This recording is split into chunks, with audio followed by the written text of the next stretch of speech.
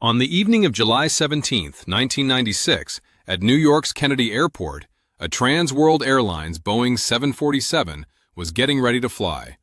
Flight 800, New York to Paris, then on to Rome. A routine summer crossing over the Atlantic. The plane was a veteran, delivered back in 1971, more than 93,000 flight hours on the airframe. 230 people on board, 212 passengers, 18 crew.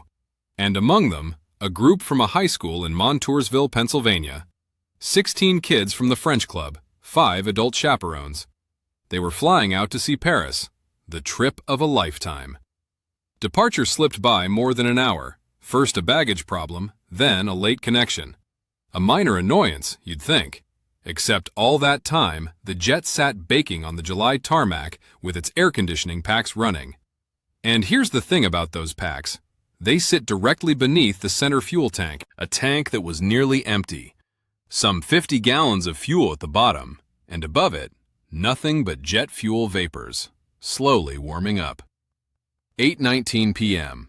Takeoff. Everything by the book. 12 minutes pass. 13,700 feet. The coast of Long Island below. And the airplane explodes. The cockpit recording cuts off mid-second. No mayday, no shout, nothing. The blast tears the entire nose off the aircraft, cockpit and all, and it drops into the ocean. And now the detail that would haunt investigators for years. The headless fuselage, engines still running, keeps climbing. For several more seconds. On fire, with no one flying it. Then it breaks apart and falls into the Atlantic. All 230 people on board are gone. Hundreds of people saw it happen, from the shore, from boats. And roughly 260 witnesses told investigators the same thing. Just before the explosion, a streak of light rose toward the plane. Hold on to that detail. It's about to hijack the entire investigation. What followed was the largest inquiry the National Transportation Safety Board had ever run. The FBI opened a criminal case alongside it, and, honestly, who could blame them? A missile? A bomb? With witness accounts like that, both sounded entirely plausible. Divers spent months pulling wreckage from 120 feet of water. They recovered more than 95% of the aircraft. And the victims. Then, in a hangar out in Calverton, investigators did something no one had done before. From thousands of shattered fragments, they rebuilt a 90-foot section of the fuselage, piece by piece, so they could read the metal itself and trace exactly how the airplane came apart. And here's where it gets interesting. Traces of explosives turned up on the wreckage. The terrorism theory caught fire, until it met the facts. Weeks before the crash, this very aircraft had been used to train bomb-sniffing dogs, real explosive samples, planted right in the cabin. And the metal told its own story. No shrapnel scars, no blast signatures, none of the fingerprints a bomb or missile leaves behind. In November of 1997, the FBI closed its case. No crime. And that streak of light? Burning fuel, and the crippled jet itself, climbing noseless through the evening sky. From the beach, it looked exactly like a missile heading for the plane. It wasn't. It was the plane. The final report landed in August of 2000. 4 years of work, some $40 million. The verdict? A fuel-air explosion in the center wing tank. The vapors in that near-empty tank had heated into a flammable cloud, and the likely spark came from a short circuit in the plane's aging wiring. Stray voltage sneaking into the fuel gauge lines that ran inside the tank itself. One spark. That's all it took.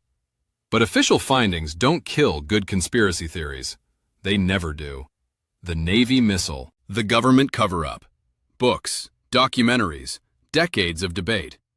Even a former White House press secretary, Pierre Salinger, publicly championed the missile theory, built on a document he'd found on the internet, which turned out to be a hoax. And yet, this catastrophe changed aviation for all of us. The FAA issued dozens of directives on wiring and fuel systems, and eventually required airliners to pump nitrogen into their tanks so the vapors simply cannot ignite. The chaos of those first days, families waiting around the clock for a single scrap of news, led to a federal law guaranteeing support for crash victims' families. Today, a memorial stands at Smith Point, facing the water where it happened, carrying the names of all 230 souls. The next time you board a long flight and it feels utterly routine, that's not luck. That's 230 people, and the lesson the sky was made to learn.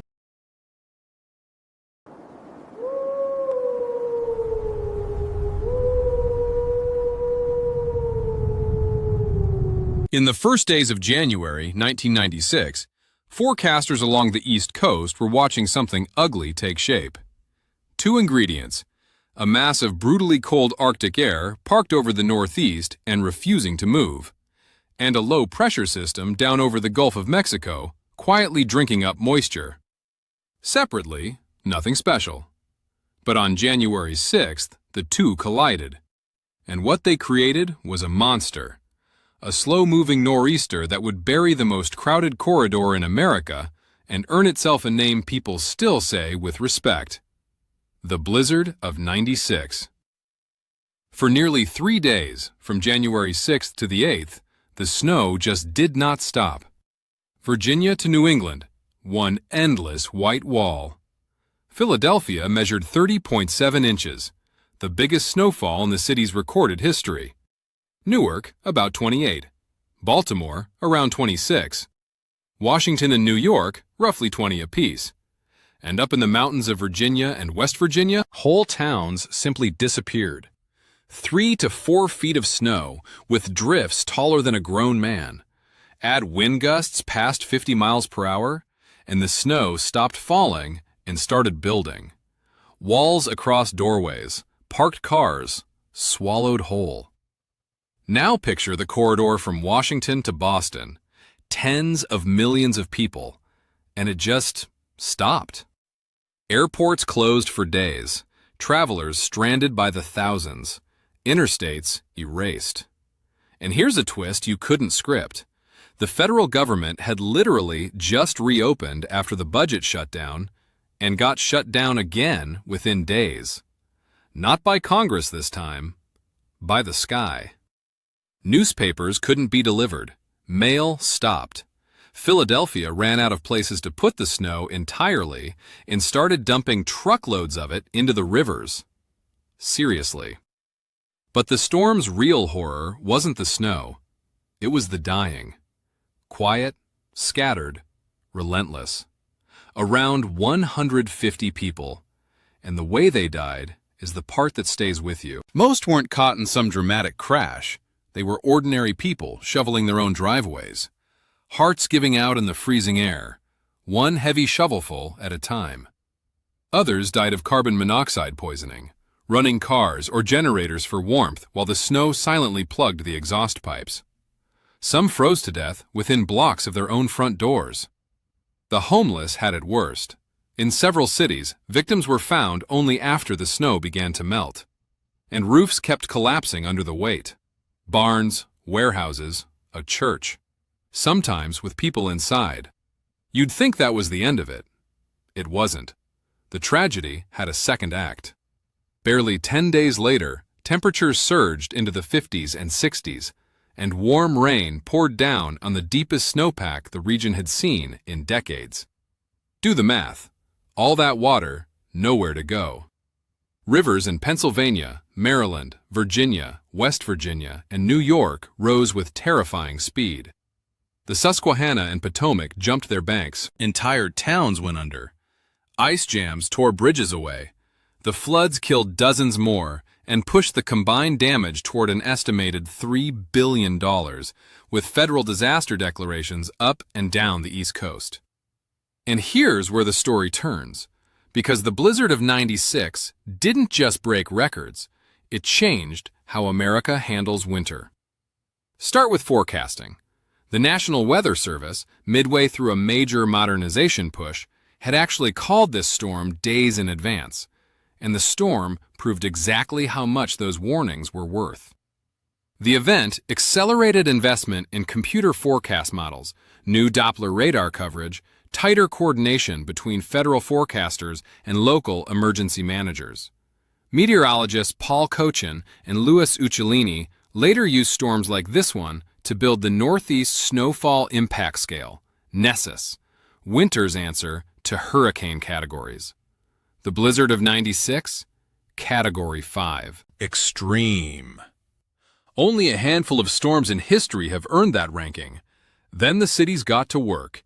Up and down the coast, snow emergency plans were rewritten from scratch. Bigger salt reserves, pre-signed contracts with private plow operators, snow emergency routes cleared before the first flakes fell, and clear rules for closing schools and offices early, instead of waiting for catastrophe. Public health officials started hammering on the storm's two silent killers, shoveling heart attacks and carbon monoxide. Those warnings you hear before every big snowstorm today, they come straight from '96. And the flood left its own lesson. Rapid snowmelt kills. River forecasting improved, ice jam monitoring improved. So the next time a thaw hit a historic snowpack, the towns downstream would have time to get out. The blizzard of '96 is still the benchmark, the storm every East Coast blizzard gets measured against. It proved that snow can still paralyze a superpower, but it proved something else too. Those 150 lives forced a country to learn, adapt, and prepare. So the next time a storm of the century comes calling, and it will, it finds America ready.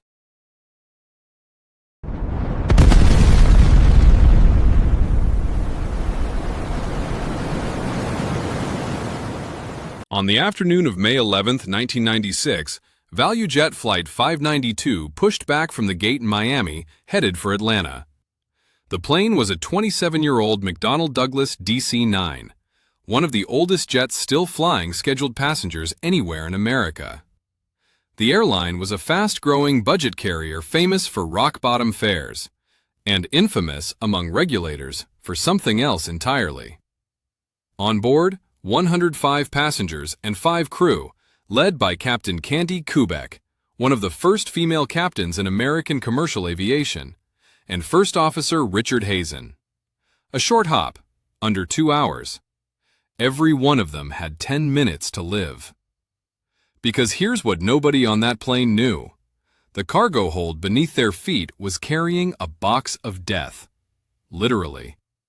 Packed among the luggage sat 5 cardboard boxes holding more than 140 chemical oxygen generators, the canisters that feed your oxygen mask when a cabin loses pressure. A maintenance contractor called SaberTech had pulled them from other aircraft. Expired. Unwanted. The rules were crystal clear. Secure them with safety caps, declare them as hazardous materials, and never, never put them on a passenger flight. Instead, they were labeled empty, tossed in loose with bubble wrap, and signed off with falsified paperwork.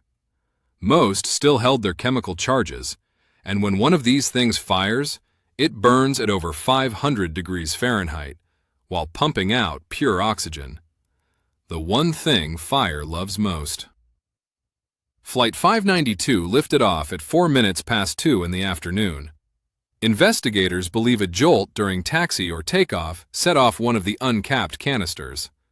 Down in the sealed darkness of the hold, a fire was born.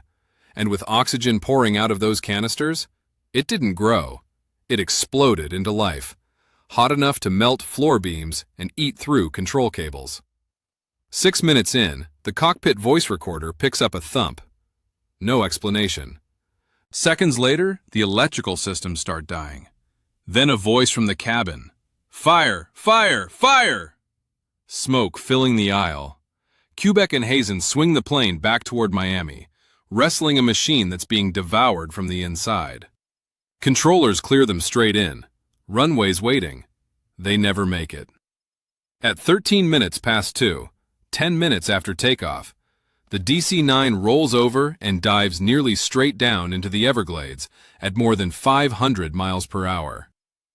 All 110 people on board, gone in an instant. And then the crash site itself became part of the tragedy. This wasn't land. It was a shallow, alligator-infested swamp of sawgrass and muck, and the plane had essentially disintegrated on impact, burying itself in the limestone bottom. No fuselage to search, no seats, almost nothing you could point to and call an airplane. Recovery workers in hazmat suits waded through jet fuel and biohazards for weeks, sweeping the swamp inch by inch, pulling up fragments by hand. Think about what that means for the families. For many of them, there were no remains to bury. Today, 110 concrete pillars stand at the edge of the Everglades, angled toward the spot where it happened. But the investigation? That's where the story gets bigger than one airline. Because what surfaced wasn't a mistake. It was a broken system, rotten at every level. SaberTech, whose employees mishandled and mislabeled the generators. ValuJet, which never checked its contractors' work and had grown faster than its own safety oversight. And the FAA itself, which knew about ValuJet's mounting safety problems and sat on its hands. Now the part that should make you angry. Back in 1988, after a similar in-flight fire, the NTSB had recommended fire detection and suppression in cargo holds. The FAA said no. Too expensive. So Flight 592's hold had no smoke detector, no extinguisher, nothing. The crew found out about the fire when it was already burning through the cabin floor. What came next reshaped American aviation. In 1998, the FAA ordered smoke detectors and automatic fire suppression in the cargo holds of every passenger airliner in the country. The fix experts credit with preventing another ValuJet ever since. Chemical oxygen generators as cargo on passenger planes? Banned outright. Hazmat rules and enforcement dramatically tightened. And the disaster forced something almost unheard of. Congress stripped the FAA of its dual mandate to both promote and police the airline industry. From now on, one mission: safety. Federal prosecutors went after SaberTech and 3 employees, the first criminal case of its kind against an aviation maintenance company. ValuJet itself never recovered. Grounded for months, merged into AirTran in 1997, its name erased from American skies. One legacy outlasts them all. Flight 592 proved that a cheap ticket must never mean a discount on safety, and that the invisible chain of contractors behind every flight needs watching just as hard as the airlines themselves. Those 110 pillars in the Everglades? That's the price of the lesson. Next time your boarding pass costs less than dinner, remember who paid the difference.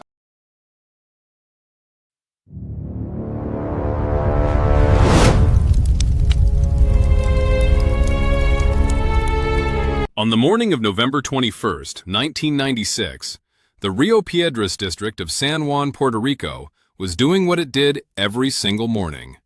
Shopkeepers rolling up their shutters, office workers drifting in with coffee, and on the corner of 2 busy commercial streets stood a 6-story building everyone in the neighborhood knew by the shoe store on its ground floor, Humberto Vidal. Employees were setting up for the first customers of the day, and some of them noticed a smell. Gas. Here's the detail you need to hold on to. It was not the first time. People in that building had been reporting the odor of gas for days. Complaints in the area went back even further. Gas company crews had come out, poked around, and found nothing. Nothing to worry about, they said. At around 8:35 in the morning, the building exploded. The blast tore through the structure with such force that the upper floors pancaked down into the basement.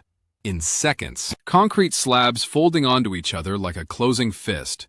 Shoppers, employees, people simply walking past on the sidewalk, buried under tons of rubble in the heart of a crowded commercial district. Windows shattered for blocks, parked cars crushed and thrown aside. Witnesses said it sounded like a bomb, and then came the dust, the screaming, and the silence from underneath the debris. That silence was the worst part. 33 people were killed, more than 80 injured, and what followed became one of the most heartbreaking chapters in Puerto Rico's modern history. For days, rescue workers, firefighters, and volunteers dug through the collapsed floors. Cranes and jackhammers first, then bare hands, stopping to listen for voices in the wreckage. Search dogs crawling through voids in the concrete. Specialized search and rescue teams flown in from the mainland to help. And at the edge of the rubble, day and night, stood the families, holding photographs, waiting. For 33 of them, the news, when it came, was the worst news of their lives. Store clerks, office workers from the floors above, ordinary customers who had walked in that morning to buy a pair of shoes. And the whole island was asking one question. How does a building full of people explode in the middle of a modern city after days of warnings? The National Transportation Safety Board, yes, the same federal agency that investigates plane crashes, took the case. And what its investigators dug up should make your blood boil. The explosion was fueled by propane leaking from an underground distribution line run by the San Juan Gas Company, a subsidiary, by the way, of the energy giant Enron. The gas had escaped the piping, traveled silently through the soil, and seeped into the basement of the Humberto Vidal building, filling it slowly, like an invisible flood. All it needed was a spark. It got one. Now, here's the part that turns tragedy into scandal. This was not sudden. This was not unforeseeable. This was a failure with a paper trail. People reported gas odors. Company technicians responded and failed to find the leak. The safety board's conclusion was brutal. The company's employees were poorly trained in leak detection, warning signs were missed again and again, and the response to repeated reports was dangerously inadequate. Federal oversight of the island's pipelines had holes of its own. 33 people paid the price for all of it. Every single failure, paid in full. But this disaster forced change. Pipeline safety oversight in Puerto Rico was overhauled, with federal regulators stepping in to scrutinize how gas systems on the island were run and inspected. The investigation hammered home demands that reshaped the entire industry. Rigorous training for every technician who answers a gas odor call. Every single leak report treated as a potential emergency. Stronger protection for underground lines against damage and neglect. The San Juan Gas Company faced a wave of lawsuits from victims' families and paid out settlements. And within a few years, its underground gas system in San Juan was shut down. For good. And the case echoed far beyond Puerto Rico, carrying one message to every gas company in America. The smell of gas is never a minor complaint. It is a countdown. Today, life has returned to the busy streets of Rio Piedras. But San Juan has not forgotten the morning the ground opened up beneath a shoe store. 33 names. Office workers, sales clerks, mothers, customers. People who did everything right, who smelled the danger, who reported it, and were failed by every safeguard built to protect them. Their memory leaves us a lesson written the hardest way possible. When someone says they smell gas, you do not walk away until you find the leak. Because somewhere between one ignored complaint and the next, the countdown is already running.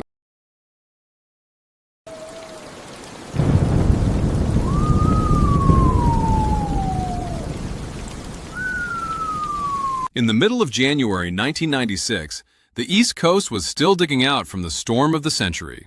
The blizzard of '96 had buried the region under 2, 3, in some places 4 feet of snow.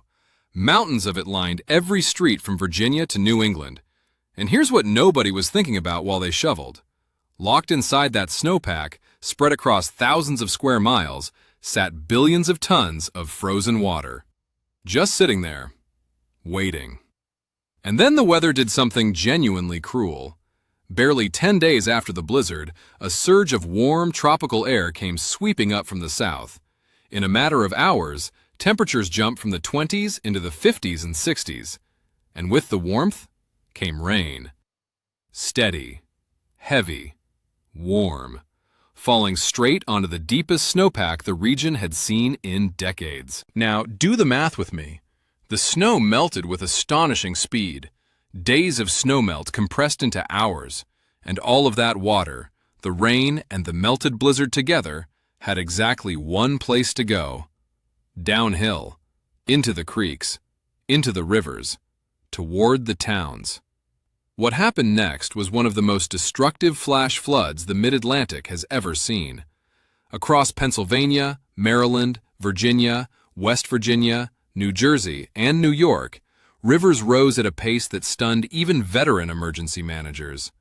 Streams frozen solid in the morning were raging torrents by afternoon. The Susquehanna, the Potomac, the Delaware, the Juniata, all of them over their banks. And the water didn't come alone. It brought a weapon: ice. The thaw cracked the frozen rivers into slabs weighing tons, and the flood hurled them downstream like battering rams. Ice jams dammed the rivers, backed the water up into neighborhoods, then broke loose and sent surges roaring down the valleys. A flood that could smash through walls before it even touched them with water. Pennsylvania took the worst of it.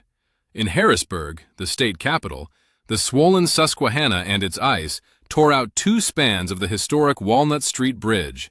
A beloved, century-old landmark snapped apart like a toy. Communities along the West Branch and the Juniata went under. In the Wyoming Valley, memories of past catastrophic floods sent thousands fleeing as the river climbed toward the tops of the levees. Small mountain towns watched creeks they could normally step across swallow their main streets. Roads buckled. Bridges vanished. Whole trailer parks lifted up and carried away. Gone. And people died. Across the region, the floods killed dozens. Most counts put the toll at more than 30 lives. But stay with me here, because the stories behind that number are what make this disaster hurt. Drivers swept off flooded roads in the dark. Cars rolled by water that looked shallow right up until it wasn't. People trapped in their own homes as the rivers rose faster than any warning could travel. Rescuers in boats and helicopters pulling families off rooftops, racing a freezing current full of ice. And the cruelest twist of all, some of the victims had survived the blizzard of the century just days earlier, only to be killed by its meltwater. The damage climbed past $1.5 billion. The president declared major disasters across the region. In Pennsylvania alone, the declaration covered dozens of counties, one of the widest in the state's history. Which leaves one painfully simple question. Everyone knew the snow was deep. Everyone knew warm rain was coming. So how did the water still catch so many people off guard? That question changed how America watches its rivers. The National Weather Service poured resources into river forecasting. Smarter computer models that could take snow depth, water content, temperature, rainfall, and turn them into a specific prediction. This river, this town, this many feet, this many hours from now. That work grew into the flood prediction systems protecting river towns today, where forecasts stretch days ahead instead of hours. Emergency managers rewrote their winter playbooks too. Deep snowpack plus warm front no longer meant interesting weather. It meant red alert. But the biggest change happened on the ground, and you can still see it. After the '96 floods, Pennsylvania and its neighbors launched one of the most aggressive flood buyout programs in the nation's history. Using federal mitigation money, they bought thousands of flood-damaged homes in the most dangerous floodplains. Not to rebuild them, to tear them down and give the land back to the river. Green fields where houses once stood. Because the lesson of that January was brutal and simple. You cannot argue with a river. The next time the water came, and it always comes, there would simply be fewer people standing in its path. The January floods of '96 are mostly forgotten now, overshadowed by the blizzard that caused them. But along the rivers of Pennsylvania, people remember the year winter struck twice. First with snow, then with everything that snow became.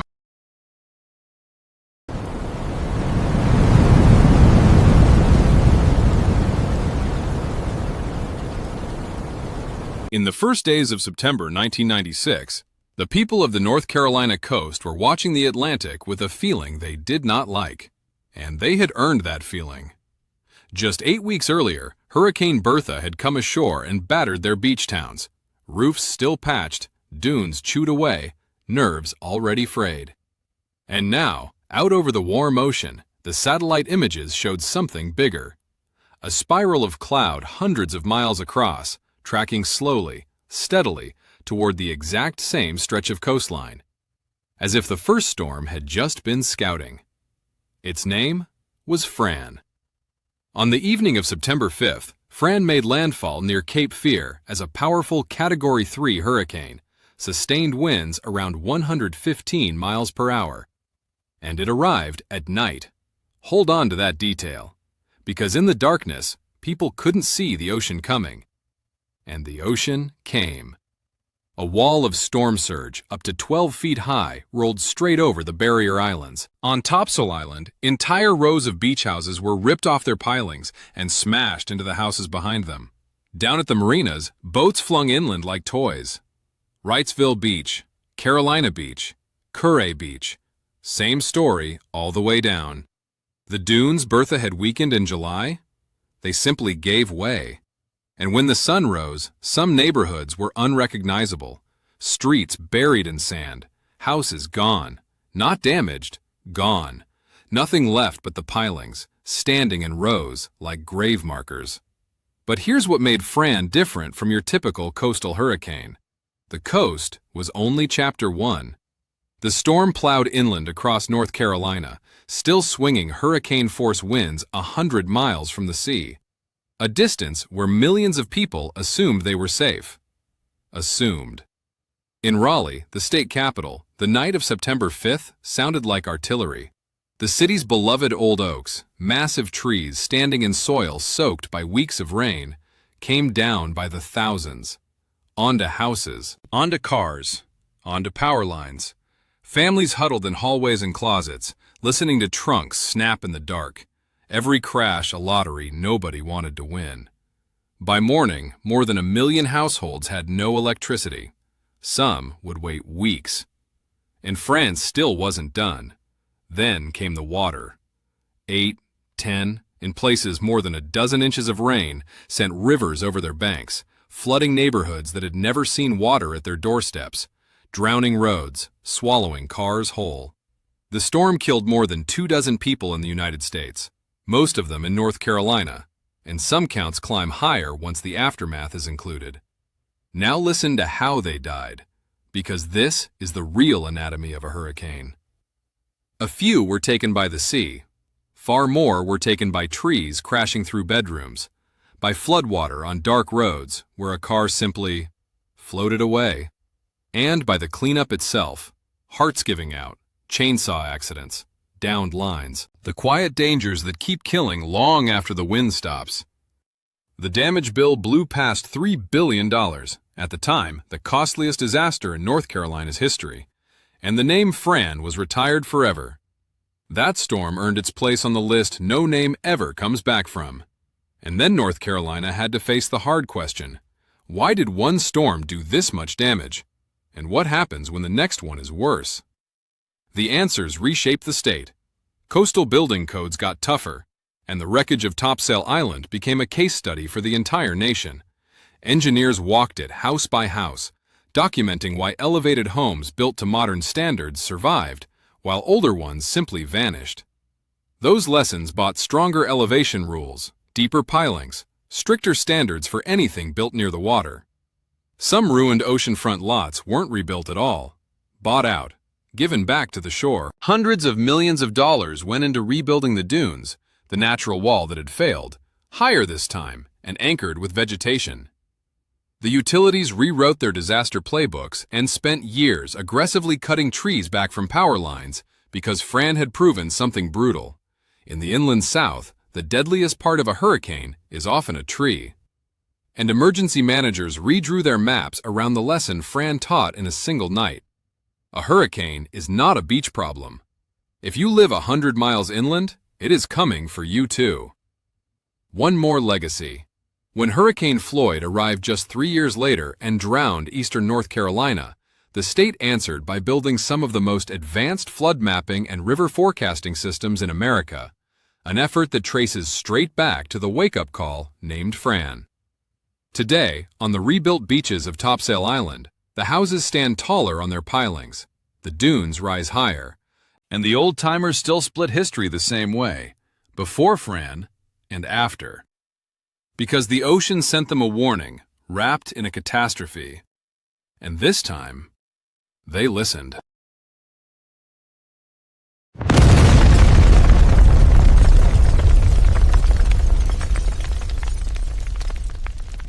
On the evening of February 16, 1996, a Friday, the Washington suburbs were covered in fresh snow.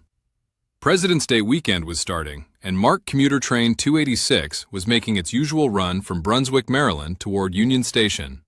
A short train, a locomotive pushing 3 passenger cars, with the lead car serving as the control cab where the engineer sat. On board, 3 crew members and about 20 passengers. And among them, remember these kids? A group of young people heading into Washington for the holiday. Students from the Job Corps Center in Harpers Ferry, West Virginia. A federal program that gives teenagers from poor neighborhoods a second chance, job training, a way up, a future. Most of them still in their teens, riding home to see their families. They sat together, in the front car. At that same moment, Amtrak's Capital Limited, a long-distance train bound for Chicago, more than 180 people aboard, was pulling out of Washington and accelerating westward. On the same stretch of track, the 2 trains were set to pass each other near Georgetown Junction in Silver Spring, Maryland. And understand this, the signals were working. Every light did its job. A few miles back, the commuter train had passed a yellow signal, the railroad's way of saying, slow down and be ready to stop at the next one. But then came a routine station stop at Kensington, doors opening, passengers stepping out through the snow, and somewhere in that ordinary pause, investigators later concluded, the crew simply forgot the yellow signal sitting behind them. The train pulled away and accelerated as if the line ahead were clear, 66 miles per hour. The next signal was red.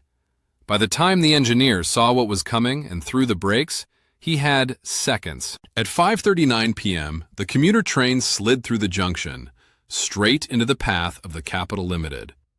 Now here's the unbearable heart of this story. The collision itself was survivable.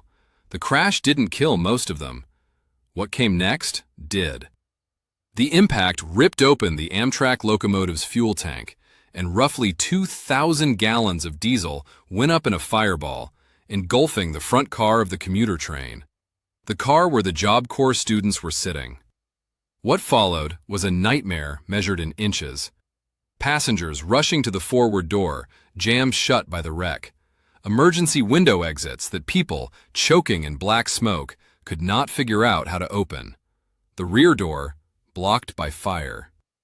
11 people died that evening, all 3 crew members and 8 passengers, all 8 of them Job Corps students. And here's the finding that stays with you.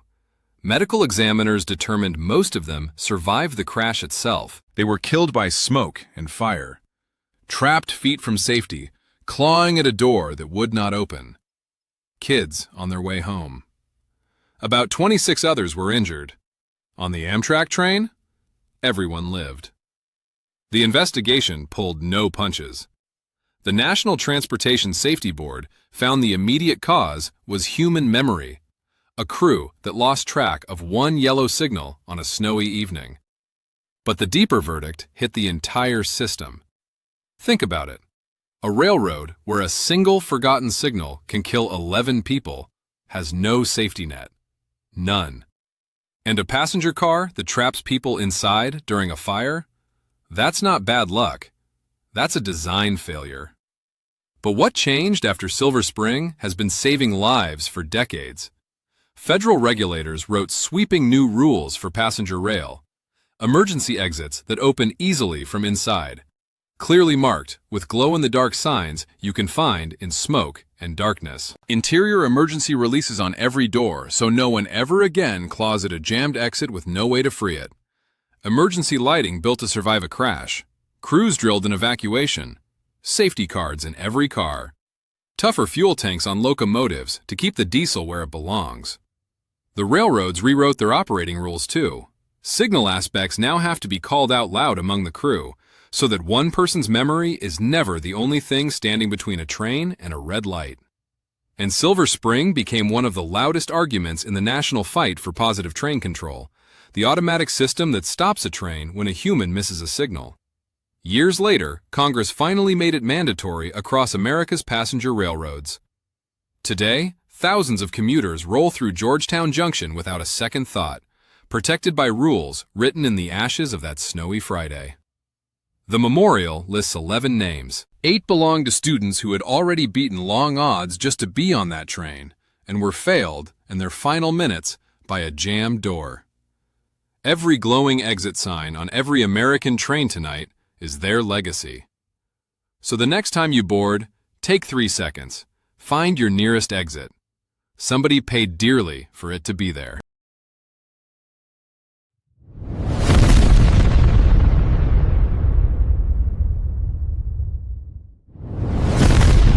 On the afternoon of November 19, 1996, United Express Flight 5925 was descending toward the small regional airport of Quincy, Illinois.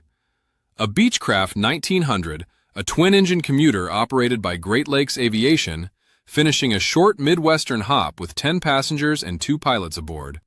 In command, Captain Kate Gathy, 30 years old. Beside her, First Officer Darren McCombs, 24. It was their 8th and final flight of a long day. 12 minutes from now, everything these two did would be by the book. Remember that. It matters.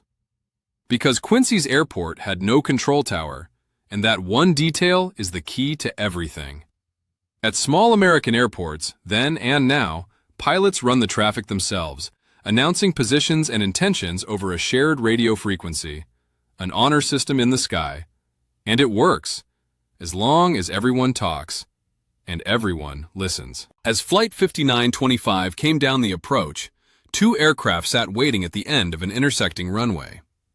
First in line, a twin-engine King Air, with a retired airline captain at the controls and a pilot-rated companion beside him. Behind it, a small Piper Cherokee.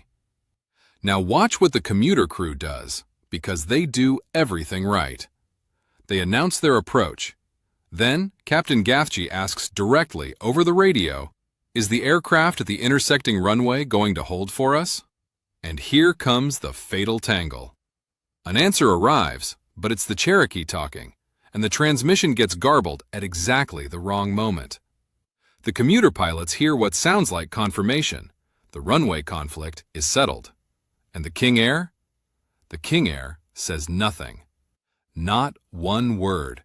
And begins its takeoff roll, straight toward the intersection where the 2 runways cross. At about 5:01 in the evening, in the fading light, Flight 5925 touched down. Seconds later, at the intersection, the landing commuter and the departing King Air slammed together. Both aircraft slid off the runway as one and caught fire.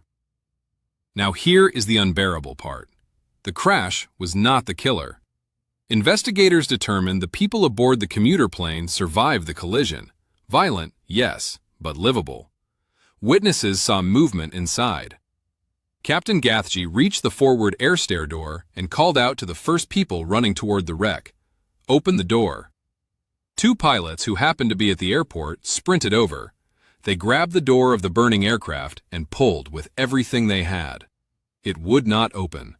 The mechanism, damaged in the crash, had jammed. Smoke filled the cabin, the fire spread, and the rescuers stood there, inches away, separated from living, breathing people by a single jammed door they could not defeat. Think about that. Inches. And one more brutal fact. Quincy's airport had no fire trucks stationed on the field. By the time equipment arrived from town, it was over. All 12 aboard the United Express flight died. Most from smoke and fire, not impact. Both occupants of the King Air were killed too. 14 lives. Lost on the ground, at an airport, within arm's reach of help. The investigation laid out the chain with painful clarity. The King Air's pilots had failed to monitor the radio, and failed to look for the landing traffic announcing itself again and again. The Cherokee's overlapping transmission had muddied the one exchange that might have saved everyone, and the jammed air stair door had turned a survivable accident into a mass grave. But what changed afterward reached every corner of small airport America. New discipline for uncontrolled fields, clearer radio procedures, standard phraseology, and a hard warning against ambiguous calls, including the now infamous phrase, "Any traffic in the area, please advise," which the government explicitly branded dangerous and told pilots never to use. Again, never. Flight schools across the country began hammering the Quincy case into every student. At an uncontrolled airport, the radio is not enough. You look, you confirm, you never take off, and never land on an assumption. The disaster forced hard scrutiny of emergency exits on commuter aircraft, doors and escape paths that must work after a crash, not just before one. And it fueled the long fight over fire and rescue coverage at small airports served by airlines. Because Quincy proved that a few minutes without a fire truck can erase everyone. Today, every student pilot in America learns about a runway intersection in Quincy, Illinois. 14 names.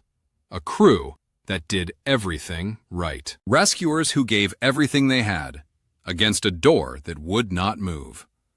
So if you fly any aircraft, any airport, say your position, listen twice, and look down that runway one more time. Somewhere in Illinois, there are 14 reasons why.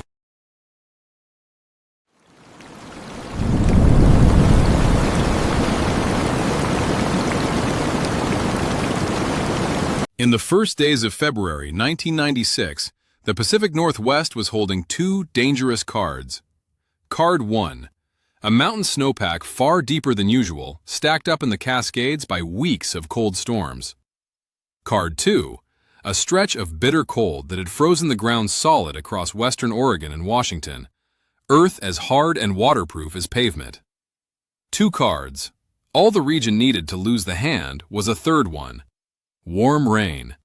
And the Pacific was already dealing it. Out over the ocean, a river of warm tropical moisture took aim at the coast. The setup forecasters call a pineapple express. Picture a fire hose of subtropical water stretching all the way from Hawaii, pointed straight at the Cascades. Beginning around February 6th, the rain came, and it did not stop for 4 days. Warm, heavy, relentless, falling on deep snow and frozen ground. Now follow the physics with me, because it's brutally simple. In the mountains, the snow didn't just melt, it vanished, dumping torrents into every creek and canyon. Down on the valley floors, the frozen soil refused to take a single drop. So everything ran off. Everything ran downhill. And downhill in the Northwest means exactly one place: the rivers. What followed was the region's worst flooding in a generation. The benchmark people there still just call the Flood of '96. Across Oregon, Washington, and into Idaho, dozens of rivers blew past flood stage almost simultaneously. The Willamette, the river that runs through the heart of Portland, climbed toward levels not seen since the historic floods of decades past. And that set up one of the most dramatic scenes in the city's history. As the water rose toward the top of the downtown seawall, Portland decided to raise the wall itself, by hand. City crews, volunteers, office workers on their lunch breaks, hundreds of people stacking sandbags and bolting plywood on top of the harbor wall, building a makeshift barrier while the brown water climbed behind it. A race in real time between a city and a river. The river crested just short of disaster. The wall held. Downtown Portland stayed dry, by a margin measured in inches. Others weren't so lucky. In Oregon City, the Willamette poured through historic downtown streets. Along the Tualatin, the Clackamas, the Sandy, the Santiam, neighborhoods underwater. In Tillamook County, dairy country on the coast, floodwater spread across the lowlands until the farms became islands. Cows stranded, herds lost, a whole way of life underwater. The Columbia River Gorge was severed. Landslides and floodwaters shut down the interstate. Rain-soaked hillsides gave way across the region, mudslides crushing homes and burying roads. Entire towns reachable only by boat or helicopter. Thousands driven from their homes. And the water killed. The floods and slides took around 8 lives. People swept away by currents, people buried by collapsing hillsides. The damage climbed toward $1 billion. The president declared major disasters in Oregon, Washington, and Idaho. 3 states, 1 storm. And when the water finally fell back, the Northwest faced the question every flood leaves behind. What do we change before the next one? The answers came on every front. Forecasting got sharper. 96 became a defining case study for the river forecast centers of the Northwest. Hard proof of how deadly the stack of snowpack, frozen ground, and a warm atmospheric river could be, and a push to model exactly that scenario. Today, when forecasters spot a Pineapple Express aimed at a deep snowpack, alarms go off days in advance. That vigilance? It traces straight back to February of '96. But here's the part I find remarkable. The cities changed the ground itself. Portland's hardest-hit neighborhoods along Johnson Creek, flooded over and over for generations, became the center of one of the region's most ambitious buyout programs. The city bought the flood-prone homes, cleared them, and gave the land back to the creek. Wetlands and open floodplain, room for the water to spread out harmlessly. Levees and flood walls across the region were inspected, repaired, strengthened. Evacuation plans for the river valleys were rewritten, and landslide mapping, predicting which rain-soaked hillside fails next, grew into a serious science in Oregon and Washington. And the flood of '96 leaves a lesson that travels far beyond the Northwest. The worst disasters are rarely one big thing. They're a stack of ordinary things: snow, cold, then rain, arriving in exactly the wrong order. No single ingredient looked like a catastrophe.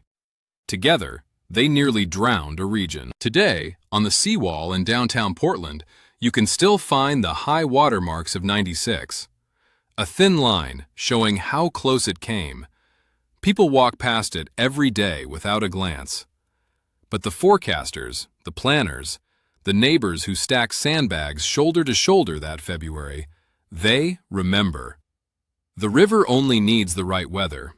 The question is whether we're ready when it comes.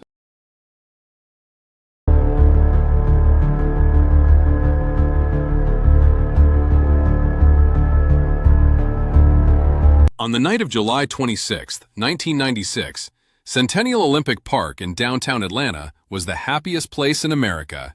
The Summer Olympics were in full swing, and the park was the party at the center of it all. Open to everyone, no ticket required. Tens of thousands of people from all over the world, dancing to a live concert, trading Olympic pins, celebrating deep into the warm Georgia night. Past midnight, the band played on, and in the middle of that crowd, leaning against a sound tower, sat a green military backpack. Nobody gave it a second look. Inside, 3 pipe bombs, packed with nails and screws, wired to an alarm clock.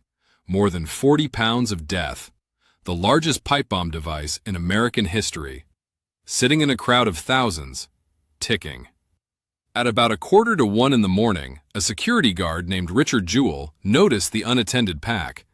Now, hold on to this name, because everything that happens next turns on what this one man did. He didn't shrug it off. He didn't assume someone would come back for it. He followed his training. He alerted officers. A bomb tech took a look, and what he saw made his blood run cold. Jewell and his colleagues started pushing people back, clearing the area around the tower, moving the crowd person by person. And at that exact time, blocks away, a man's voice called 911 from a payphone. There is a bomb in Centennial Park. You have 30 minutes. The warning was a lie. At 1:20 a.m., the backpack exploded. The blast threw shrapnel through the crowd, nails and screws cutting through the night at the speed of a bullet. Alice Hawthorne, a 44-year-old businesswoman from Albany, Georgia, was killed. And here's what breaks your heart. She had brought her 14-year-old daughter to the park as a birthday treat, a night at the Olympics. She died there, with her daughter wounded beside her. A Turkish cameraman, Melih Uzunyoğlu, running to film the aftermath, collapsed with a fatal heart attack. 111 people injured, torn by shrapnel, burned, trampled in the panic. And yet, it could have been so much worse. The device had shifted, its blast partially angled away, and Joule's evacuation had already pushed dozens of people out of the kill zone. Investigators said it plainly. Without those minutes, the dead would have numbered in the dozens. The games didn't stop. Officials decided terror would not win, and the next morning, competition went on. Flags at half-staff. But now comes the second tragedy, this one done with cameras instead of shrapnel. Richard Joule, the man whose alertness saved untold lives, got to be a hero for exactly 3 days. Then a newspaper reported the FBI viewed him as a suspect. The theory? He'd planted the bomb himself to play the hero, and the world's media, conveniently gathered in Atlanta for the games, turned on one man overnight. His apartment staked out, helicopters over his mother's home, his face on every screen on Earth as the presumed bomber. It took until late October for the government to formally clear him. Think about that. Months. The damage never healed. Joule spent years suing to reclaim his own name and died in 2007 at 44. A hero who spent the rest of his life proving he wasn't a villain. And while the cameras were pointed at an innocent man, the real bomber was still out there. Over the next 2 years, the same hand struck 3 more times. An abortion clinic in the Atlanta suburbs, a nightclub, then a clinic in Birmingham, Alabama, where an off-duty police officer, Robert Sanderson, was killed, and a nurse, Emily Lyons, was maimed for life. The evidence lined up and produced a name, Eric Robert Rudolph, survivalist, anti-government extremist. He vanished into the mountains of western North Carolina and stayed vanished for 5 years. One of the FBI's 10 most wanted, while a massive manhunt combed the wilderness. And how did it end? In 2003, a rookie cop found him behind a grocery store in the small town of Murphy, digging through a dumpster for food. Rudolph pleaded guilty to all 4 bombings, multiple life sentences in America's most secure federal prison. Real remorse? Never came. What changed after Atlanta has touched every big event you've been to since. Olympic security was rebuilt from zero. The Games, the Super Bowl, federally designated special security events, Secret Service in charge, hardened perimeters, screening at every gate, bag checks, magnetometers. That open, walk-right-in festival park in Atlanta? The last of its kind, ever. Bomb detection, camera coverage, real coordination between local police and the feds. Standard architecture now for every large public gathering in America. And the newsrooms got a scar with a name on it. The Joule case is taught in journalism schools to this day, the definitive warning about naming suspects before charges, a lesson that cost an innocent man his life. Today, Centennial Park still stands in the heart of Atlanta, alive with fountains and families. A memorial marks the spot. Remember Alice Hawthorne, who took her daughter to see the Olympics. And remember Richard Joule, the man who saw the backpack and bought people those minutes with his own 2 hands. Heroes don't always get parades. Sometimes they just get the truth. Eventually.